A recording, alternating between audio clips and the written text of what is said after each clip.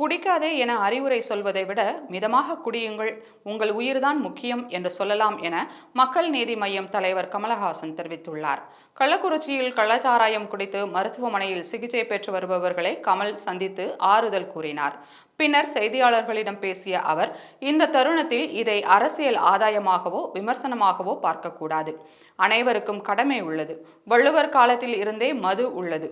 இதிலிருந்து மீள்வதற்கான வழிகளை சொல்லிக் கொடுக்க வேண்டும். சாராய வியாபாரத்தை செய்யும் எந்த அரசாக இருந்தாலும் அதிலிருந்து வெறும் வருமானத்தில் ஒரு பகுதியை கண்டிப்பாக விழிப்புணர்வுக்கு பயன்படுத்த வேண்டும். சாலை விபத்து நடப்பதால் வாகன போக்குவரத்தை நிறுத்த முடியாது. ஒரு தெருவில் இருக்க வேண்டிய மருந்து கடைகளை விட அதிக டாஸ்மாக் கடைகள் உள்ளன. குடிக்காதே எனும் அறிவுரை சொல்வதை விட மிதமாக குடியுங்கள், உங்கள் உயிர்தான் முக்கியம் என அறிவுரை சொல்லலாம். இது போன்ற விழிப்புணர்வு பதாகைகள் டாஸ்மாக் கடை அருகில் இருக்க வேண்டும். இதை தவிர மருந்து இருப்பதாக இழுத்து மூடினால் சரியாகிவிடும் என்பது எல்லாம் தவறான கருத்து. இதற்கு உலகத்தில் பல முன்னுதாரணங்கள் உள்ளன. அமெரிக்காவில் மதுக்கடைகள் இருக்கின்றன. இதுவே இதற்கு சிறந்த உதாரணம். மதுவிலக்கு கொண்டு வந்த போது மாஃபியாக்கள் அதிகமானதை தவிர குறைந்த பாடு இல்லை. இதுதான் உலகம் கற்றுக்கொண்ட பாடம். இதை நாம் கற்றுக்கொள்ள வேண்டும். இந்த விவகாரத்தில் அரசு என்ன செய்ய வேண்டுமோ அதை செய்துள்ளது. இதற்கு மேல் ஒன்றும் சொல்ல முடியாது. விமர்சனம் செய்யலாம், ஆனால் எத்தனை அரசுகளை செய்ய முடியும்? இதற்கெல்லாம் காரணம் பல அரசுகள் என்றார். வள்ளுவருடைய குரல்ல கல்லுண்ணாமை பத்தி இருக்குன்னா அப்போதிலிருந்து இது இருக்குன்னு அர்த்தம். அதிலிருந்து மீள்வதற்கான வழிகளை மக்களுக்கு நாம் சொல்லிக் கொடுக்கணும்.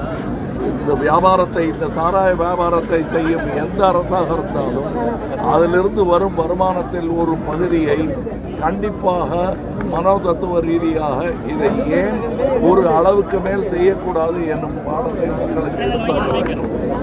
இப்போ அதுதான், இப்போ சாலை விபத்து நடக்கிறதுக்காக போக்குவரத்தை நிறுத்த முடியாது, அல்லது வாகன வேகத்தை வெகுவாக குறைக்கவும் முடியாது.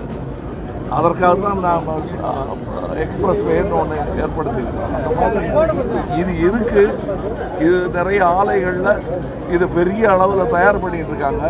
அதுக்கு கடைகளும் வைத்திருக்கிறார்கள். மருந்து கடைகள் ஒரு தெருவில் எவ்வளவு இருக்க வேண்டுமோ அதை விட அதிகமாக டாஸ்மாக் கடைகள் இருக்கின்றன.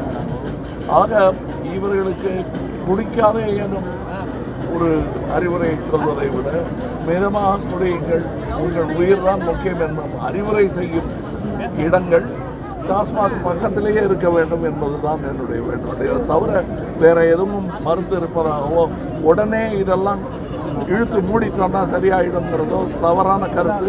அதற்கு உலகத்தில் பல முன் உதாரணங்கள் இருந்திருக்கின்றன. அமெரிக்காவே ஒரு உதாரணம்.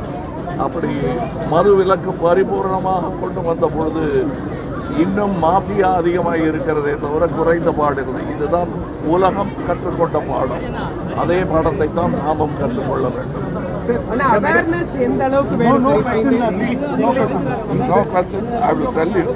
அவேர்னஸை பற்றினது தான் இந்த சைக்காட்ரி அப்படின்னு நான் சொல்றது. வருமானம் ஈட்டும் எந்த அரசும் அதை திரும்பவும் மக்களுக்கு போய் சேரும் ஒரு நற்பயனை ஏற்படுத்தி கொடுக்கணும். அது கவுன்சிலிங், ஆல்கஹாலிக் அனானிமஸ் போன்ற விஷயங்கள் எத்தனை டாஸ்மாக் இருக்கிறதோ அதற்கு நிகராக அவை இருக்க வேண்டும் என்பதுதான். மருந்து கடையை விட டாஸ்மாக் அதிகமானது எப்படி விபத்து அல்ல, தெரிந்து செய்யப்பட்டது தான் அது. அதே போல் இதையும் திட்டமிட்டு மக்களுக்கு புத்தி சொல்கிற விஷயம் இல்லை, இது ஆபத்து என்பதை தெரிவிக்கும். எப்படி டிராஃபிக்கில் ரெட் லைட் இருக்குதோ இது இருக்கும்போது போகாதேன்னு சொல்கிற மாதிரி அவங்களுக்கு மனதில் படும்படி எடுத்து சொல்லும் அறிவுரைகள் வர வேண்டும். தமிழ்நாடு அரசு சிபிசிஐடி விசாரணை அமைச்சிருக்காங்க சார். அது தமிழ்நாடு அரசோட நடவடிக்கை அவங்க என்ன செய்யணுமோ அதை செஞ்சுட்டு இருக்காங்க. இதுக்கு மேலே ஒன்றும் சொல்ல முடியாது. விமர்சனம் பண்ணலாம், ஆனால் எத்தனை அரசுகளை விமர்சனம் செய்ய முடியும்? இத்தனைக்கும் காரணம் பல அரசுகள்.